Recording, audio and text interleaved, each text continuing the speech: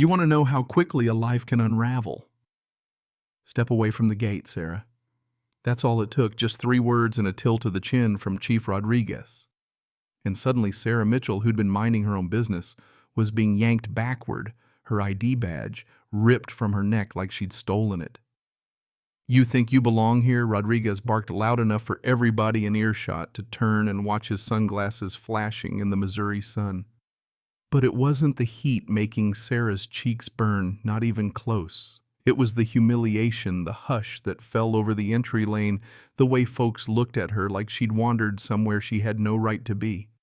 Worn jeans, faded flannel hair tied back, just another civilian, harmless, right up until the second somebody glimpsed the faint ink peeking from under her sleeve. Rodriguez's smirk faded for a split second. "Get Colonel Davis!" He snapped, his voice gone low and urgent. That's when you know something's off, when a bully changes his tune mid-sentence. Sarah just stared past him, stone-faced, refusing to blink, like she'd been waiting for this moment since the day she first set foot on Whiteman Air Force Base. 2 military police officers fell into step behind her. She didn't resist, didn't argue, didn't even flinch as they started to guide her back to the gate. Phones came out. You could feel the social media posts practically writing themselves. Civilian escorted off base details at 11. Sarah just walked shoulders squared, dignity intact until her sleeve caught on the MP's grip and upslid the fabric just enough for anyone paying attention to spot the tail end of a tattoo. Not some weekend warrior's eagle or a college dare, a real intricate insignia. The kind you only recognize if you've sat through certain classified briefings, if you've read reports stamped with top secret. That's why Colonel Hayes' coffee, halfway to his lips, froze mid-stride, color draining from his face as he clocked the mark on Sarah's arm. His hand shook just enough to make a couple drops splash the gravel. Sarah didn't see it. She was too busy keeping her head up, her face blank, like she'd practiced this routine in her head 100 times. You ever been judged before anybody knows your story? Sometimes the ones who keep quiet carry the heaviest loads. Yeah, that happened. Tell me in the comments if you've seen it yourself or where you're watching from. I want to know. Now, Sarah's apartment sits 15 minutes from the base, and if you'd walked in that afternoon, you'd have sworn it was abandoned. No photos, no knickknacks, nothing but military-issue neatness and a plain digital clock blinking quietly on the wall. She lived like she might get called away in the middle of the night. No routes, nothing that would trip you up if you had to go. 34 years old, civil engineering contractor, the kind of woman who could run a hydraulic simulation on a bar napkin. She fixed pipes and power systems with the focus of a surgeon, didn't small talk, didn't linger, and nobody ever saw her get emotional, except maybe the maintenance guys who'd whisper she could solve problems 3 teams had already given up on. She woke at 0500, no alarm necessary, just the muscle memory of a life spent obeying the clock. Coffee black, no sugar, no time for frills. Technical manuals instead of social media, her pickup double-parked outside toolbox, locked up tight as a bank vault. On base, people respected her because she could do things nobody else could, but they wondered too. Why did she know so much about systems with classified overlays? Why could she quote military spec from memory? Why'd she run laps on her lunch break like she was prepping for a fitness test? And always the sleeves, never rolled up, not even when July felt like the inside of a sauna. Her apartment hid a single locked drawer, the only break in the relentless order, a place nobody but her knew about. If you'd pried it open, you'd have found a uniform pressed sharp enough to cut metals laid out on velvet, and a photo, Sarah 10 years younger. The only woman in a squad of grinning combat engineers, all wearing the same patch as her tattoo. Steel Angels 52nd Combat Engineering Battalion. The ones who disarmed bombs in places you wouldn't send a dog. Back on base, Rodriguez's grudge grew with every rumor. He called her trouble, said she was disrespectful, that she undermined order, made it sound like she was angling for a mutiny with nothing but a socket wrench and a cold stare. His complaint landed on the commander's desk, worded just formal enough to skate by. Can't have contractors thinking they run this place. He tore into her background, called in every favor he had combed through her clearance legit, but approved by someone way up the chain, which made him angrier. Who was this civilian to have connections he didn't? Now folks on base watched her different. Some still nodded. Grateful for equipment, she kept running. Others kept their distance, eyes squinty, letting Rodriguez's poison soak in. Security checks got rougher, more invasive, not so much about protection as about putting her in her place. Captain Williams from Intelligence started poking around, not because he believed Rodriguez, but because he didn't. Williams was the type to chase contradictions for sport, and Sarah's story had too many to count. Why did she move like she was on patrol? Why did her radio etiquette sound practiced? Why'd she snap to attention if you barked her name loud enough? Rodriguez doubled down, filed a violation report, so thin you could read the base newsletter through it. Claimed she'd been in restricted areas, forgot to mention that was in her job description. She's hiding something, I can feel it, he told Williams. Williams followed the protocol, ran Sarah's biometrics. The screen flagged red blaring codes he'd only seen in national security situations. Contact personnel command immediately. That's when the entire investigation started to shift, the kind of thing you can't sweep under the rug. Now the base grapevine was humming. Folks remembered how she moved, how she never turned her back to a door, how she didn't flinch when someone yelled. Sergeant Jackson swore he'd seen the rest of her tattoo, said it was too detailed to be just for show. Rodriguez, meanwhile, staked his entire reputation on bringing her down. If he was wrong, he'd be ruined, but his pride wouldn't let him back off. It all boiled over one muggy morning in Hangar 7. Rodriguez stormed in with 2 MPs intent on making a scene.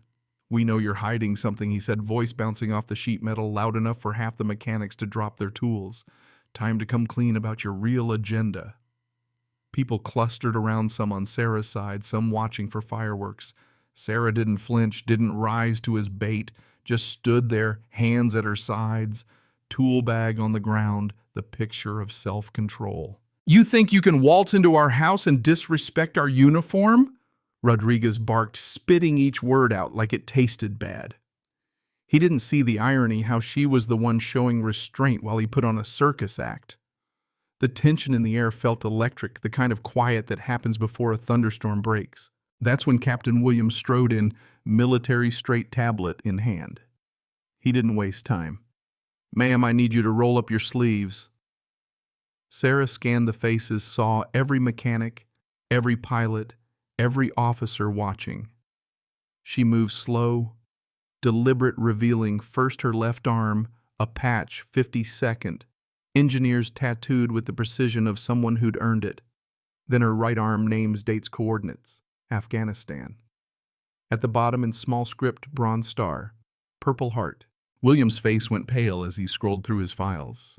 Staff Sergeant Sarah Mitchell, 52nd Combat Engineering, reported KIA Afghanistan 2013.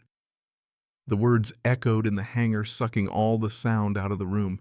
Sarah spoke, her voice low and steady. 17 IEDs chain reaction. I was under that tunnel for 3 days. They'd already held my memorial service when I crawled out. Williams read aloud from her classified file. Diffused 17 IEDs, coordinated Taliban assault forward operating base. Warrior over 200 personnel saved. Declared dead after tunnel collapse. Remained in the shadows to protect unit bounty on her head. The air in that hangar changed. 1 minute Sarah was an outsider, the next.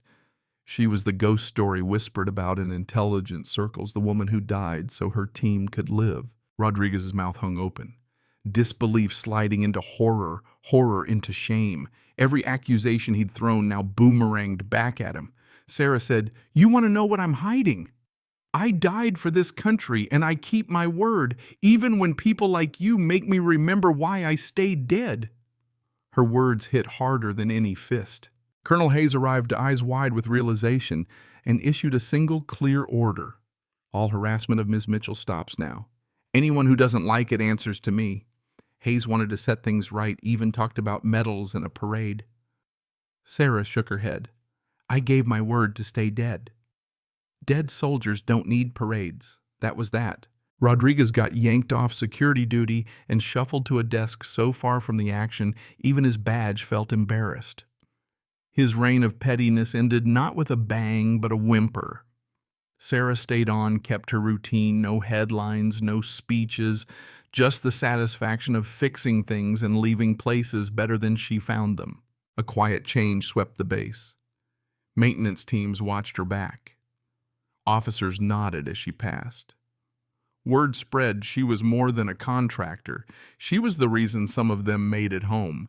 She even got a quiet pay bump, the kind nobody talks about, but everyone notices. Months later, she volunteered to help restore the memorial wall. Early one morning alone, she found her own name on a brass plaque, Staff Sergeant Sarah Mitchell, KIA, Afghanistan, 2013. She knelt, traced the letters, let the grief wash over her, then got back to work, rebuilding the foundation, honoring her promise. Sunrise found young airmen saluting the wall, not knowing the woman who fixed their water main was the very same name etched in brass. She stood at attention unseen, honoring both the living and the dead. Now, when a new security officer got out of line, old-timers shut it down. That's not how we do things here, they'd say. The lesson stuck. Respect mattered, and it rippled outward, other bases, other teams, all learning that you don't judge a person by their coveralls. Sarah's secret kindness reached beyond the gates. Anonymous donations to families of the fallen college fund's medical bills settled in silence. She drove home as the sun dipped low, her old team's photo on the dashboard, rolling her sleeves down at red lights. She never wanted recognition, just a chance to serve, and in the end, her story rewrote the rules about what it means to belong, to sacrifice, to be a hero in plain sight. So what do you think is justice about medals and applause, or about honoring the quiet ones who keep us whole? Drop your thoughts below. Tell me who the real heroes are in your world. Let's see what kind of legacy we can build together. Xin chào các bạn, mình là Trinh, mình phụ trách viết content.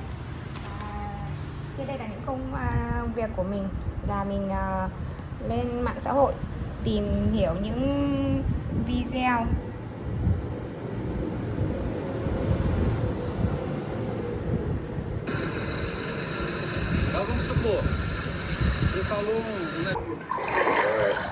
Thank you, man. Hey, if you guys have any trouble, let somebody know, please. After the tree to hold on to. Yeah. Yeah, you're the fence.